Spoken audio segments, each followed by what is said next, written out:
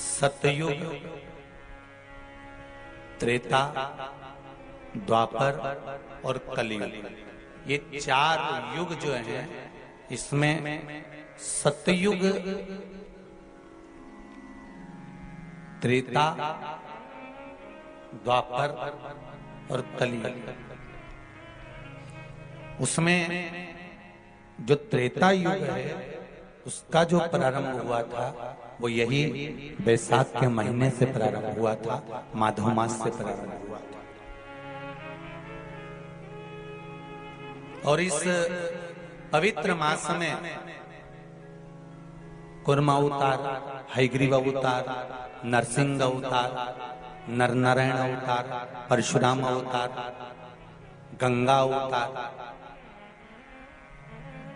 ये सारे अवतार भगवान नारायण ने, भगवान विष्णु ने, मेरे शंकर भगवान ने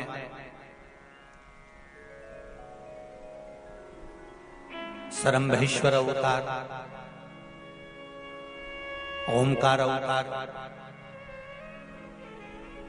मल्लिकार्जुन अवतार, भीमाशंकर अवतार मेरे शिव ने इसी बैसाख के महीने में प्राप्त किया।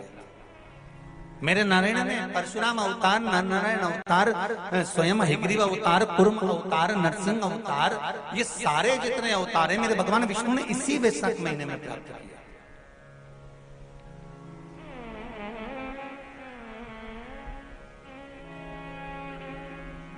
ऐसे कई अवतारों का दर्शन हमारे को वैशाख महीने में हो जाता है।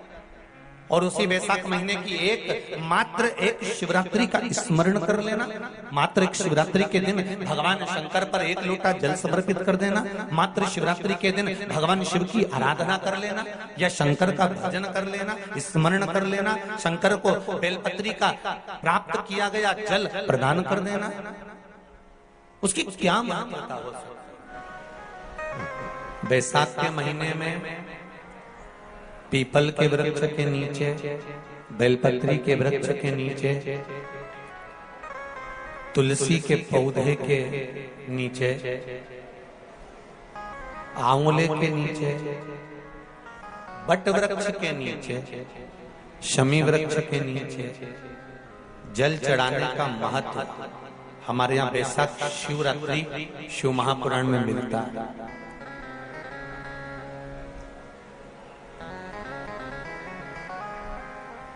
और जल की महत्वता क्या है महाराज? जैसे देवराज ने भगवान शंकर के मंदिर में पहुंचकर मात्र कुछ देर की शिव महापुराण की कथा सुनकर बेलपत्री के वृक्ष के नीचे अपने प्राणों को त्यागा तो शिव के ही धाम पर चला गया, शंकर के धाम। बैसाख का महीना अगर किसी को एक गिलास पानी भी पिलाने का मौका मिल जाए ना तो समझ लेना कि तुमने गंगा जी की 100 डुबकी लगा। ये बैसाख का महीना चल रहा है। बैसाख के महीने में मिट्टी के पात्र में जल रखा जाता है और मिट्टी के पात्र का जल शिव जी को समर्पित किया जाता है। बैसाख चरित्र स्कंद पुराण में उठाकर पढ़ना कि आखिर मिट्टी के पात्र का जल बैसाख के महीने में शंकर को क्यों चढ़ाया जाता है। अगर मिट्टी का पात्र भी नहीं हो, तुम्हारे घर में मटका हो, सुरई हो, वो भी नहीं हो, तो एक दिए में मिट्टी के पानी भर लो और वो पानी तांबे के कलश के अंदर जो पानी है उसमें मिला लो। पर मिट्टी का जल शिव जी को क्यों चढ़ाया जाता है?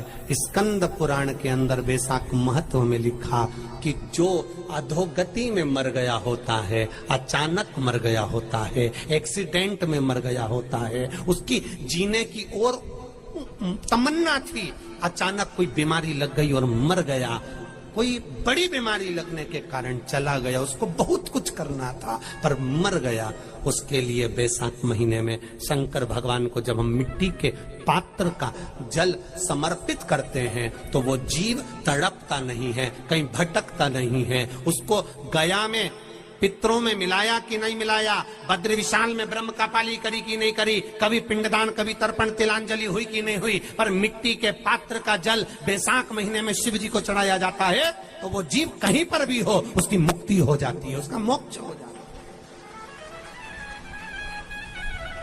भले एक दिए, अगर आपके पास मिट्टी का मटका नहीं है, आपके पास मटका नहीं, सुराई नहीं, मटकी नहीं, मिट्टी का कोई पात्र नहीं, कोई कारवान नहीं, तो आप दिए के अंदर भी जल भरकर उसको तांबे के लोटे में मिलाकर शिव जी को चढ़ा सकते हो। बैसाख महीने में जिस नारी के गर्भ में बच्चा 1-2 महीने का, 4 महीने का किसी का गिर गया हो, बच्चा चले गया 2 महीना, 4 महीना, 6 महीने का समाप्त हो, उसको चढ़ाना चाहिए बैसाख महीने में शिव को।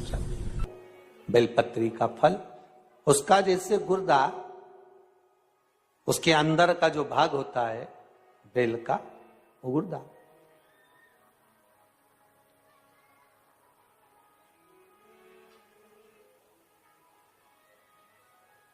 उसको अग्नि में जलाकर उसकी भस्म तैयार कर कर छान कर जब जब आपके यहां विद्वान ब्राह्मण शिव जी का अभिषेक कराते हैं, पूजन कराते हैं, तो उसमें लिखते हैं पूजन के साहित्य में बेलपत्री, धतूरा, दुर्वा, ये उसमें नीचे लिखेंगे भस्म। लिखते कि नहीं लिखते? लिखते हैं ना, भस्म अभिषेक में चाहिए रहती। तब उस भस्म का थोड़ा सा भी भाग आप अगर शिव को समर्पित कर रहे हो तो ये जान लें कि शंकर मनवांछित फल प्रदान कर रहे हैं, शिव फल प्रदान कर रहे हैं।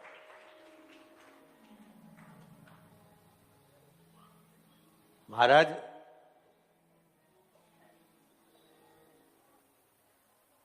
बेलपत्री के वृक्ष के नीचे बैठकर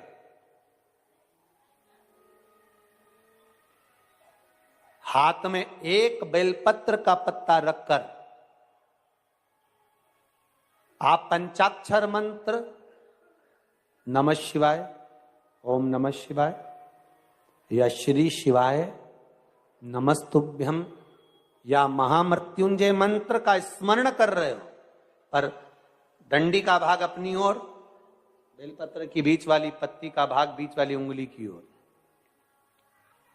रखकर अगर आप स्मरण कर रहे हैं और अपनी कामना कर कर बेलपत्री के वृक्ष के नीचे बैठकर उस पत्ते को सम्मुख रखकर बाबा से विनय कर कर एकांत में उस बेलपत्री के वृक्ष की छांव में,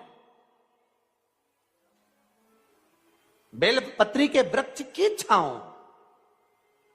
आप कामना कर कर उस पत्ते को शंकर भगवान के ऊपर समर्पित कर रहे हैं, तो ये जान कर रखें कि पार्वती और शिव का मिलन करवा रहे हैं और अपनी मनवांछित फल कामना पूर्ण करवा रहे हैं। क्योंकि शिव और पार्वती का जब मिलन होता है, शंकर पार्वती जब एक दूसरे के सम्मुख में होते हैं, शिव और पार्वती जब एक दूसरे के सामने अपने बच्चों के कारण एक दूसरे के सम्मुख में आते हैं, तो उनके चेहरे पर प्रसन्नता का भाव आ जाता है। तो फल, मनवांछित फल की कामना आप जिस कामना के लिए कर रहे हैं, विवाह के लिए, नौकरी के लिए, सर्विस के लिए, व्यापार के लिए, रोग मुक्ति के लिए, आप जिस कामना से कर रहे हो, बस उससे कहकर कभी सोमवार का दिन हो, क्योंकि शंकर जी को सोम प्रिय है, सोमवार का दिन, चंद्र का वार शिव जी को प्रिय, शिव जी को प्रिय है।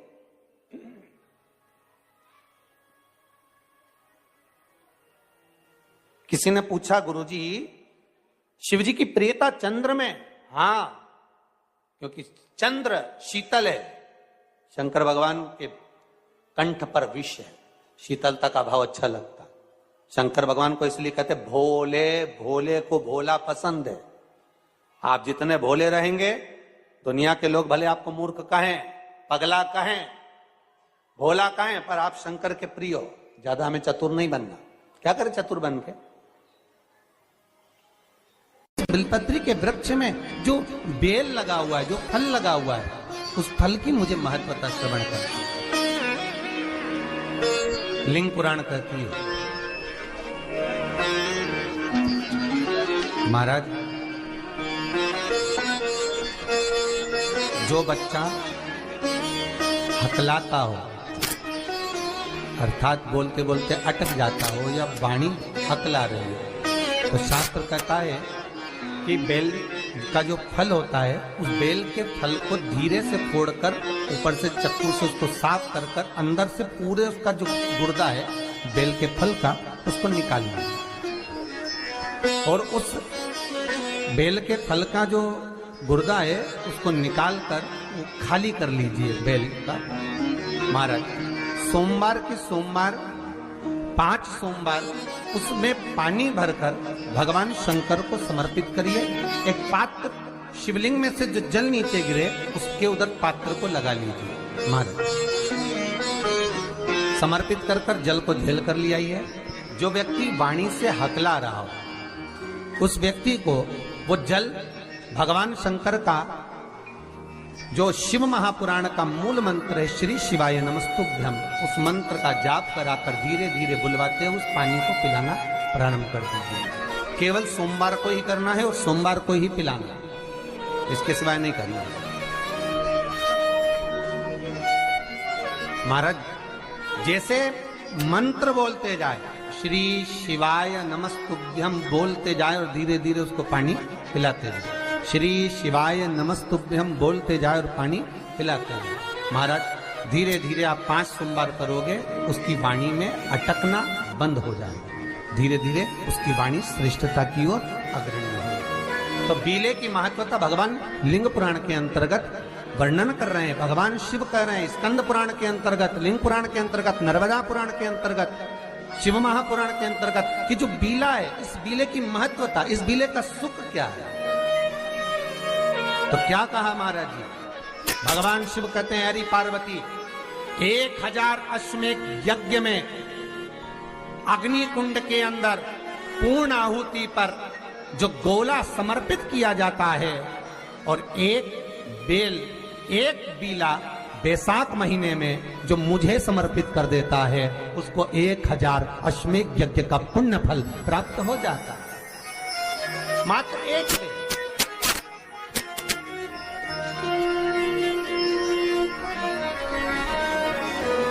बहुत अच्छे से समझना महाराज, फिर समझ लीजिए। केवल सारे शिवलिंग में एक नर्मदेश्वर महादेव ऐसे होते हैं जिन पर कुछ भी चढ़ाओगे तुम खा सकते हो। भगवान को अगर भोग लगाया तो तुमने खा लिया।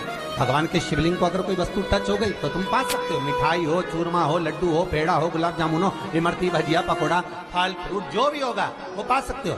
पर नर्मदेश्वर शिवलिंग को छोड़कर शिव महापुराण के अंतर्गत विद्धेश्वर संहिता में लिखा हुआ है कि बाकी के जितने शिवलिंग होंगे उसको अगर कोई वस्तु टच हो गई तो वो खाने के लायक नहीं रहती, वो सांसारिक मनुष्य नहीं खा सकता। शंकर के मंदिर का प्रसाद संसार का मनुष्य उसको ग्रहण नहीं कर सकता, उसको केवल बैरागी त्यागी जिसने घर छोड़ दिया, परिवार छोड़ दिया, अपने कुटुंब कबीले को छोड़ दिया, केवल वही पा सकता है। ये शिव महापुराण की विद्धेश्वर संहिता कर रही है। आज के महीने में पीला चंदन को घिसकर थोड़ा सा उसमें गुलाब की पत्ती का रस डाला या गुलाब का इत्र डाला या गुलाब जल डाला, घिसने के बाद वही चंदन बेलपत्री के वृक्ष के नीचे त्रिपुंड लगाने पर उसी त्रिपुंड की उंगलियां शंकर भगवान की शिवलिंग पर लगाने, उसी उंगलियों को लाकर जो दमे का मरीज होता है जिसको थोड़ा चलने पर सांस फूल जाती हो, दम भर जाता हो, श्वास बहुत ऊंची नीची होती हो, दम भरा रहा हो, दम ऊपर नीचे हो रहा हो, तो उसके हृदय पक्ष स्थल पर लगा देने पर और एक कंठ के भाग में लगा देने पर, महाराज यही बैसाख के महीने में कर देने पर उसको फिर धीरे धीरे दम भरना बंद हो जाती है, श्वास का मरीज धीरे धीरे ठीक होने लगता है। ये दम के मरीज के लिए शंभू आप जब करोगे स्वयं स्वतः के लिए तो वो सुख आएगा। एक बात कहें तो जरा अच्छे से सुनना, बेटा अगर गलत मार्ग पर जा रहा है, बेटी अगर गलत मार्ग पर जा रही है, बच्चे अगर गलत मार्ग पर जा रहे हैं, घर का कोई सदस्य कहीं मदिरापान में, कहीं वेश्यावृत्ति में, कहीं जुए में, कहीं मांसाहार में, कहीं डब्बा में, कहीं आदि गलत मार्ग पर पड़ रहा है, जुआ खेलने बैठा है, पत्ते खेलने बैठा है, कुछ गलत काम करने बैठ रहा है, और तुमको थोड़ी सी भी भनक लग जाए, थोड़ी सी भी भनक लग जाए कि ये व्यक्ति गलत मार्ग पर जा रहा है, समझना, और समझना क्या, प्रयास करना, उसको सत्संग तक ले जाना, उसको कहीं कथा तक, सत्संग तक, मंदिर तक, देवालय तक, शंकर के दरवाजे तक लेकर जाने का प्रयास करें। गलत मार्ग पर चलने वाला व्यक्ति अगर शंकर भगवान पर एक लोटा जल, मात्र थोड़ा सा इत्र डालकर, कोई भी इत्र जो तुम्हारे पास में हो वो डालकर, अगर इत्र भी ना मिले तो किसी फूल की पंखड़ी को डालकर शिव को समर्पित करने लगता है, महीना भर लगता है, उसका मार्ग विभाजन हो जाता है, गलत मार्ग से सत मार्ग की ओर चले जाता है। आप उसको शिव भक्ति में लगा दो, आप उसको शंकर की भक्ति में लगा दो, आप उसको शिव स्मरण में लगा दो, आप उसको शिव भक्ति की ओर लेकर चले जाए।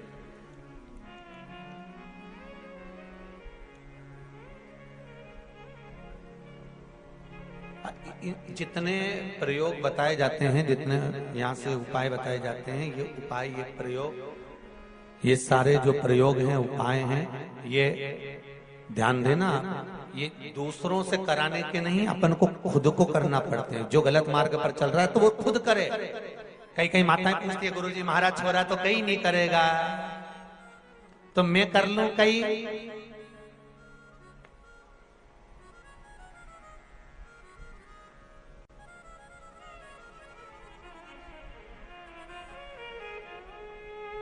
अब तुम्हें ऐसी बात लेके आते हो तो थोड़ा मन में आए कि अब छोरा तो शादी में नहीं करेगा, मैं कर लूं कहीं। ऐसी बात करो तो सोचना पड़ेगा।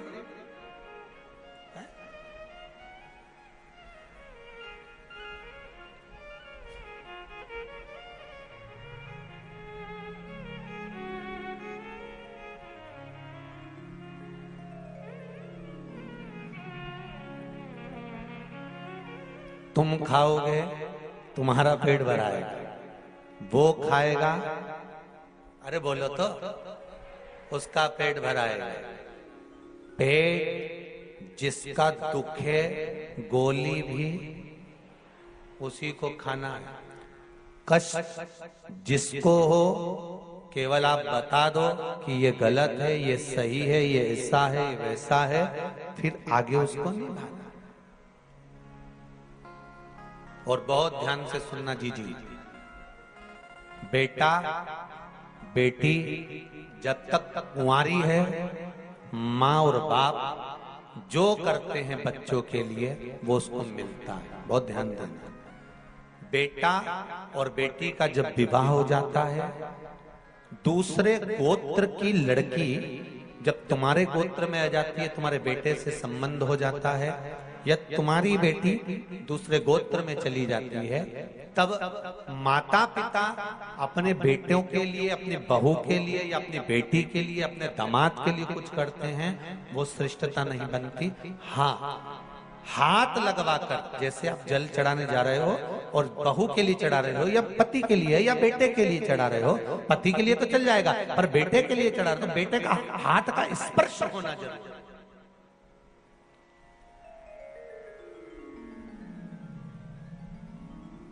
या फिर बताकर करो।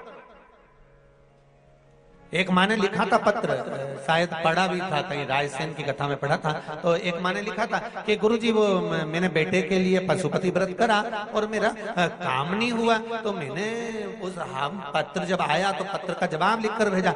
आपने बेटे को बताया कि मैं तेरे इस काम के लिए पशुपति व्रत कर रही हूँ? पहले बेटे को बता कि मैं तेरे इस काम के लिए